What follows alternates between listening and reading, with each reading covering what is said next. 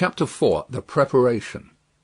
When the mail got successfully to Dover, in the course of the forenoon, the head drawer at the Royal George Hotel opened the coach door as his custom was.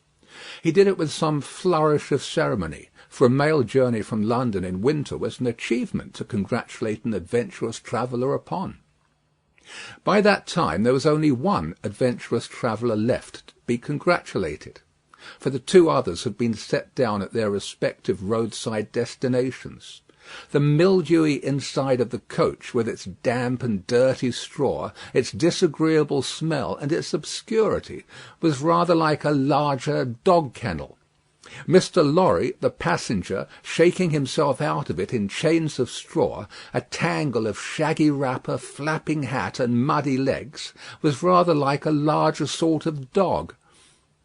"There will be a packet to Calais to-morrow, drawer?" "Yes, sir, if the weather holds and the wind sets tolerable fair. The tide will serve pretty nicely at about 2 in the afternoon, sir. Bed, sir?" "I shall not go to bed till to-night, but I want a bedroom and a barber." "And then breakfast, sir?" "Yes, sir. That way, sir, if you please. Show Concord. Gentleman's valise and hot water to Concord. Pull off gentleman's boots in Concord. You will find a fine sea-coal fire, sir. Fetch barber to Concord. Stir about there now for Concord." The Concord bedchamber being always assigned to a passenger by the mail, and passengers by the mail being always heavily wrapped up from head to foot, the room had the odd interest for the establishment of the Royal George, that although but one kind of man was seen to go into it, all kinds and varieties of men came out of it. Consequently, another drawer, and 2 porters, and several maids, and the landlady, were all loitering by accident at various points of the road between the Concord and the coffee-room, when a gentleman of 60, formally dressed in a brown suit of clothes, pretty well worn but very well kept, with large square cuffs and large flaps to the pockets, passed along on his way to his breakfast. The coffee-room had no other occupant that forenoon than the gentleman in brown. His breakfast table was drawn before the fire, and as he sat, with its light shining on him, waiting for the meal, he sat so still that he might have been sitting for his portrait. Very orderly and methodical he looked, with a hand on each knee, and a loud watch ticking a sonorous sermon under his flapped waistcoat, as though it pitted its gravity and longevity against the levity and evanescence of the brisk fire. He had a good leg, and was a little vain of it, for his brown stockings fitted sleek and close, and were of a fine texture. His shoes and buckles, too, though plain, were trim. He wore an odd little sleek crisp flaxen wig, setting very close to his head, which wig, it is to be presumed, was made of hair, but which looked far more as though it were spun from filaments of silk or glass. His linen, though not of a fineness in accordance with his stockings, were as white as the tops of the waves that broke upon the neighbouring beach, or the specks of sail that glinted in the sunlight far at sea. A face habitually suppressed and quieted was still lighted up under the quaint wig by a pair of moist bright eyes that it must have cost their owner, in years gone by, some pains to drill to the composed and reserved expression of Tellson's Bank. He had a healthy colour in his cheeks, and his face, though lined, bore few traces of anxiety.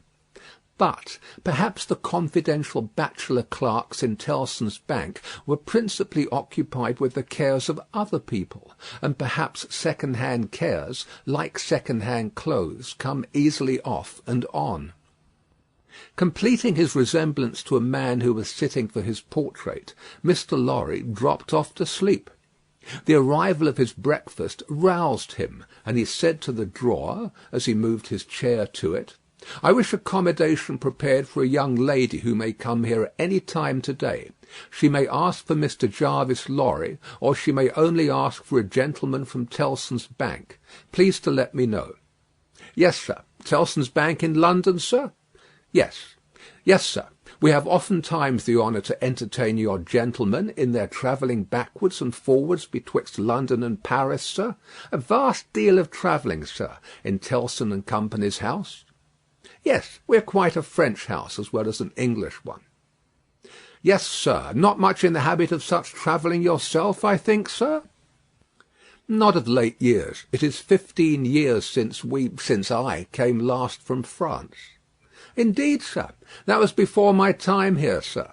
Before our people's time here, sir. The George was in other hands at that time, sir. I believe so. But I would hold a pretty wager, sir, that a house like Tellson and Company was flourishing a matter of 50, not to speak of 15 years ago. You might treble that, and say 150, yet not be far from the truth. Indeed, sir.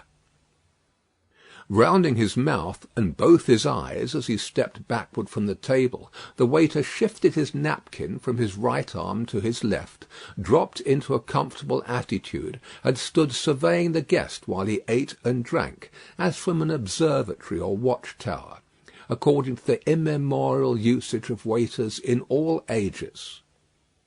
When Mr. Lorry had finished his breakfast, he went out for a stroll on the beach. The little narrow crooked town of Dover hid itself away from the beach, and ran its head into the chalk cliffs like a marine ostrich.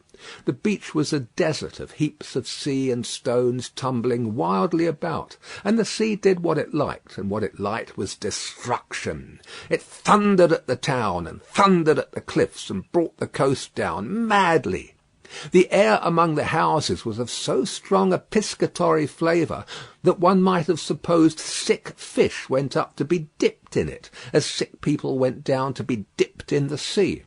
A little fishing was done in the port, and a quantity of strolling about by night, and looking seaward, particularly at those times when the tide made, and was near, flood. Small tradesmen, who did no business whatever, sometimes unaccountably realized large fortunes, and it was remarkable that nobody in the neighbourhood could endure a lamplighter. As the day declined into the afternoon, and the air, which had been at intervals clear enough to allow the French coast to be seen, became again charged with mist and vapour, Mr. Lorry's thoughts seemed to cloud too. When it was dark, and he sat before the coffee-room fire, awaiting his dinner as he had awaited his breakfast, his mind was busily digging in the live red coals. A bottle of good claret after dinner does a digger in the red coals no harm, otherwise than as it has a tendency to throw him out of work. Mr. Lorry had been idle a long time, and had just poured out his last glassful of wine with as complete an appearance of satisfaction as is ever to be found in an elderly gentleman of a fresh complexion who has got to the end of a bottle, when a rattling of wheels came up the narrow street and rumbled into the inn-yard. He set down his glass untouched. "This is Mamselle," said he. In a very few minutes the waiter came in to announce that Miss Manette had arrived from London, and would be happy to see the gentleman from Tellson's. So soon? Miss Manette had taken some refreshment on the road, and required none then, and was extremely anxious to see the gentleman from Tellson's immediately, if it suited his pleasure and convenience. The gentleman from Tellson's had nothing left for it but to empty his glass with an air of stolid desperation, settle his odd little flaxen wig at the ears, and follow the waiter to Miss Manette's apartment.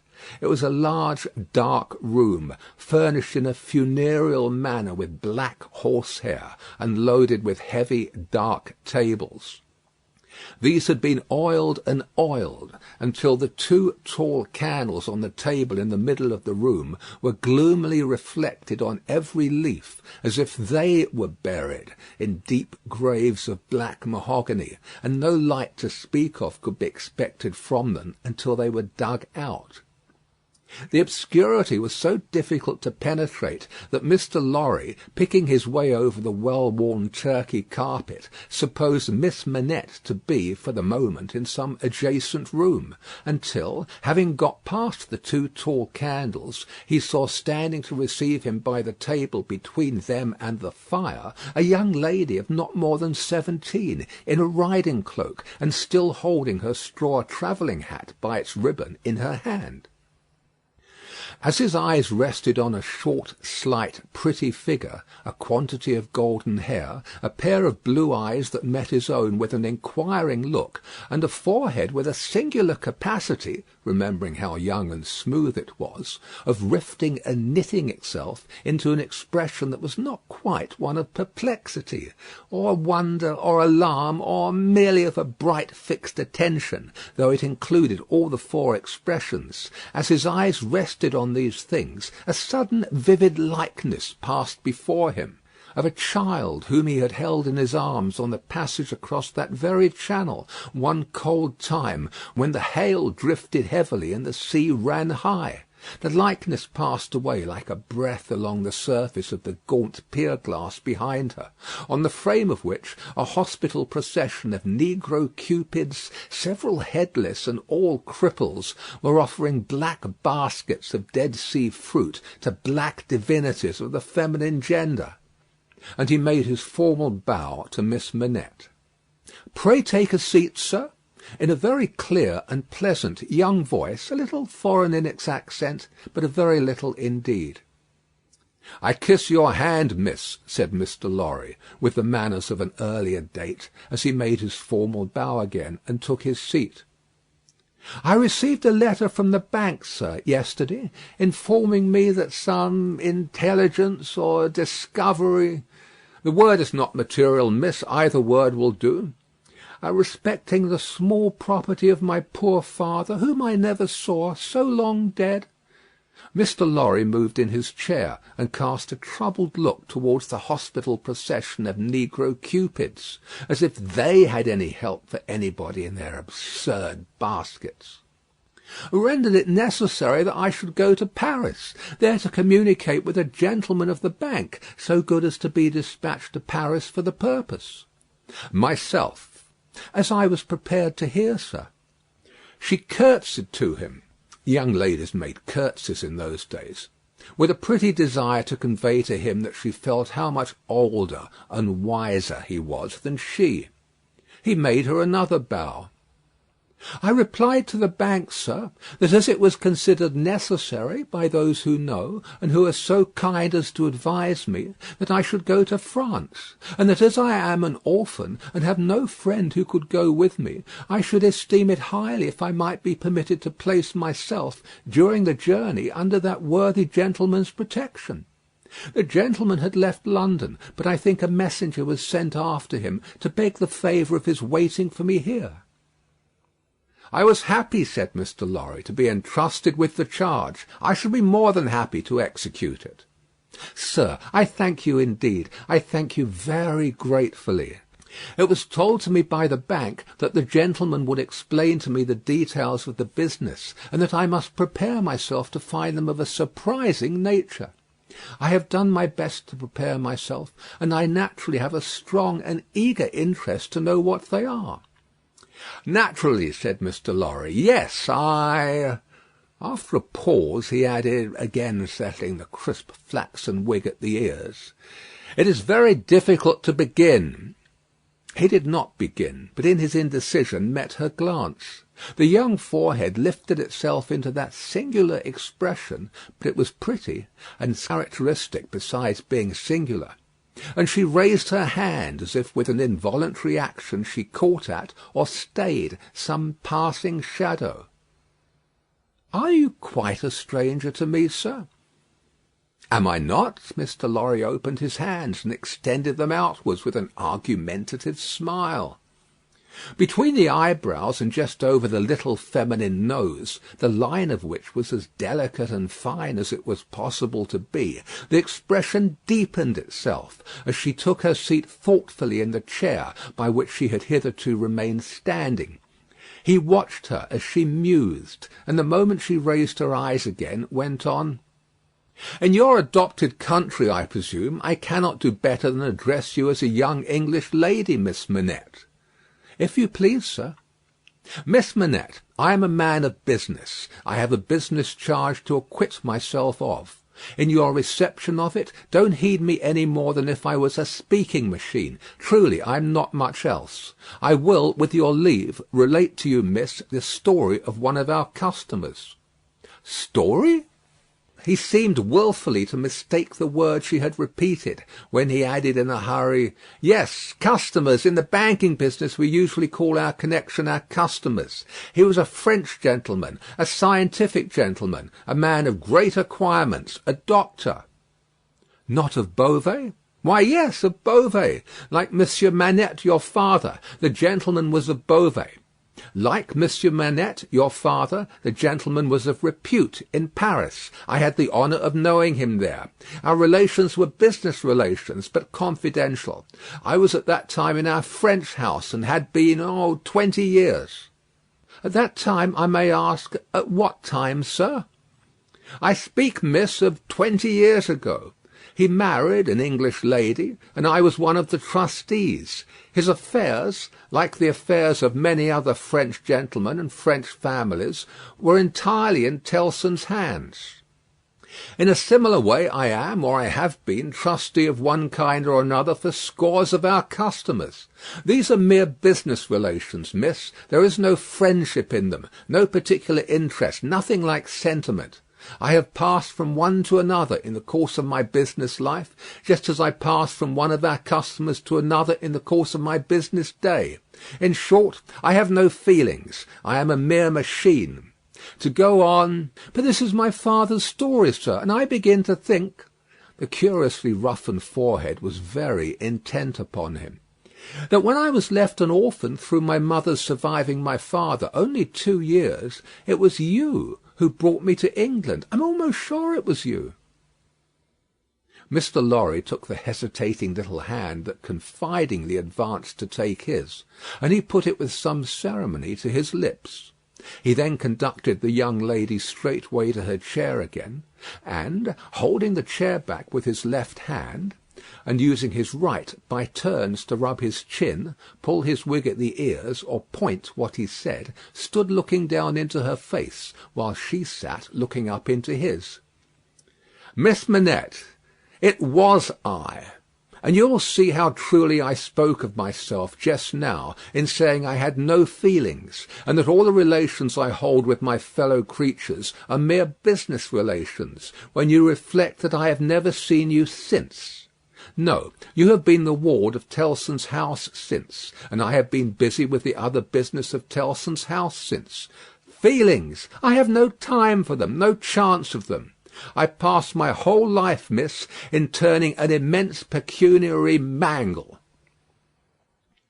After this odd description of his daily routine of employment, Mr. Lorry flattened his flaxen wig upon his head with both hands, which was most unnecessary, for nothing could be flatter than its shining surface was before, and resumed his former attitude.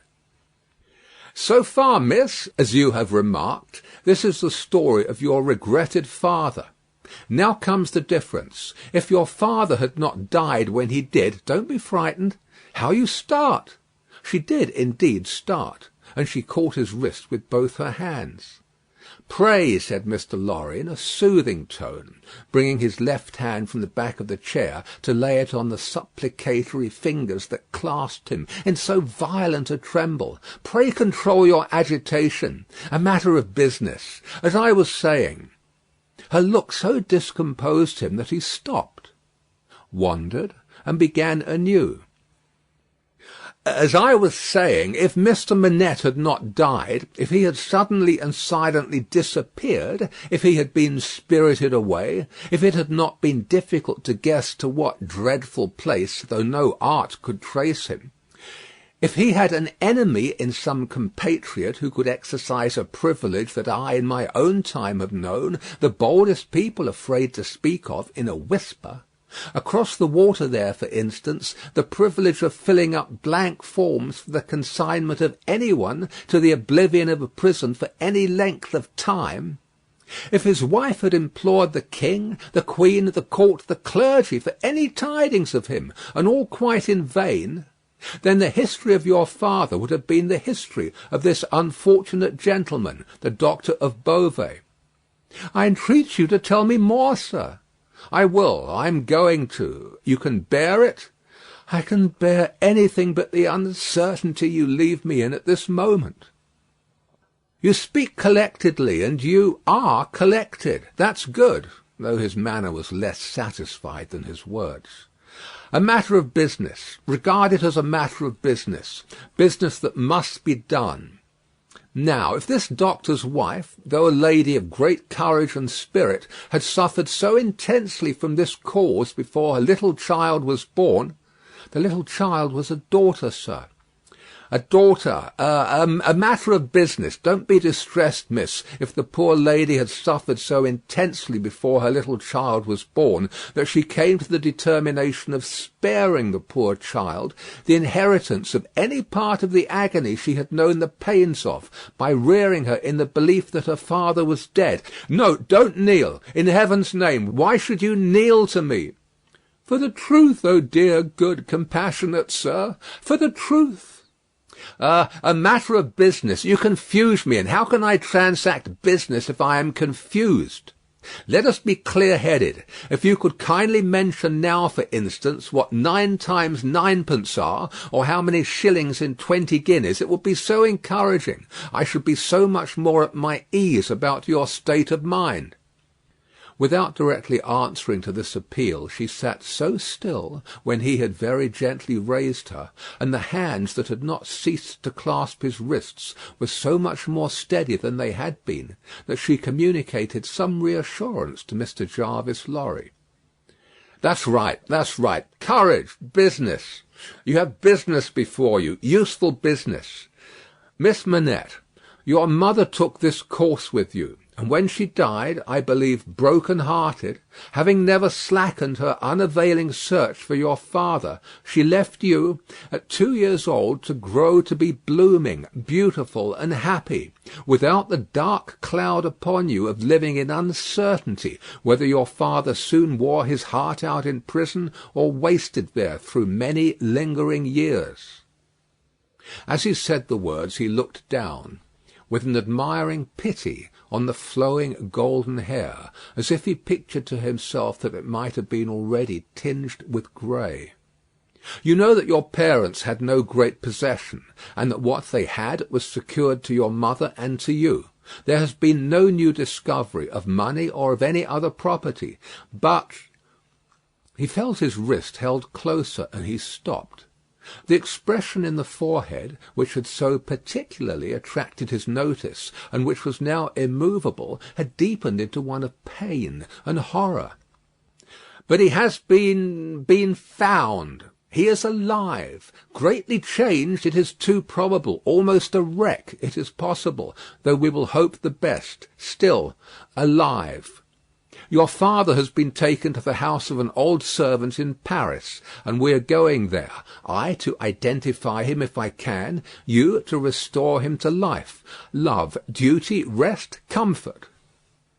A shiver ran through her frame, and from it through his. She said in a low, distinct, awe-stricken voice, as if she were saying it in a dream, "I am going to see his ghost. It will be his ghost, not him." Mr. Lorry quietly chafed the hands that held his arm. "There, there, there. See now, see now. The best and the worst are known to you now. You are well on your way to the poor wronged gentleman, and, with a fair sea voyage and a fair land journey, you will be soon at his dear side."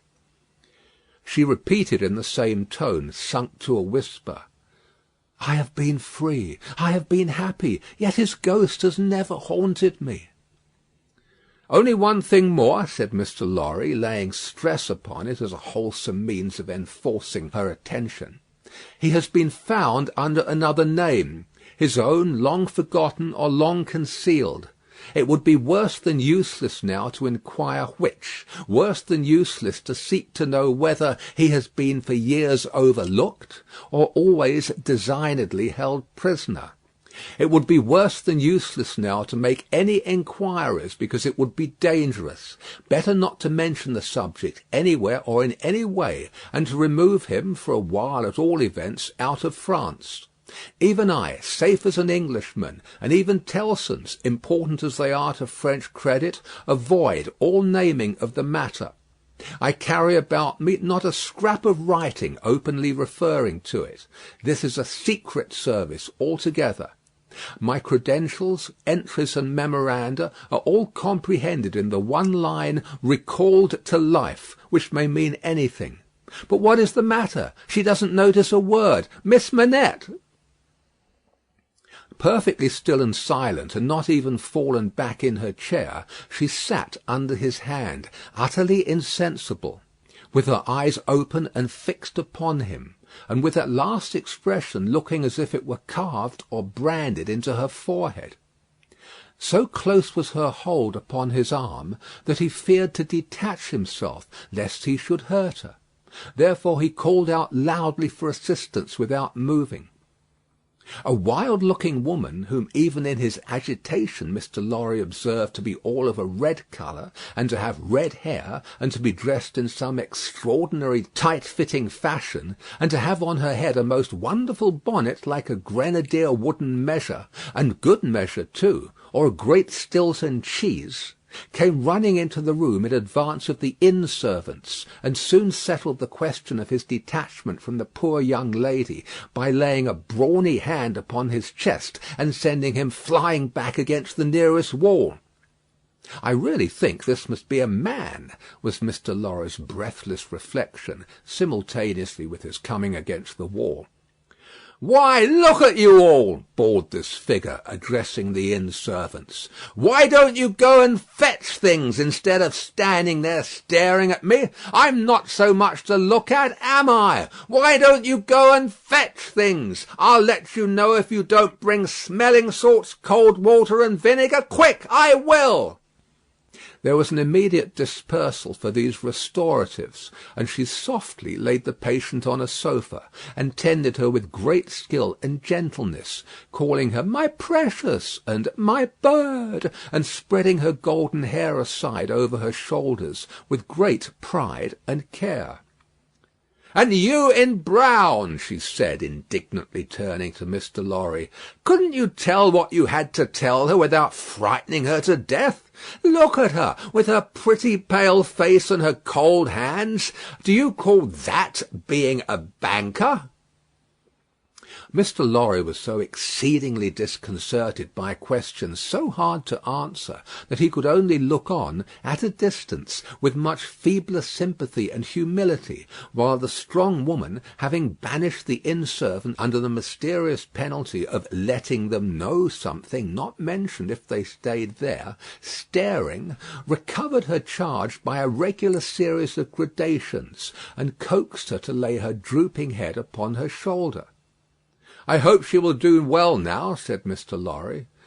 "No thanks to you in brown if she does, my darling pretty." "I hope," said Mr. Lorry, after another pause of feeble sympathy and humility, "that you accompany Miss Manette to France?"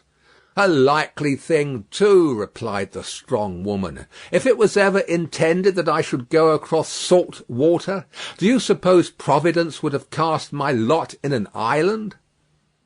This being another question hard to answer, Mr. Jarvis Lorry withdrew to consider it. End of Book 1, Chapter 4. Recording by Paul Adams.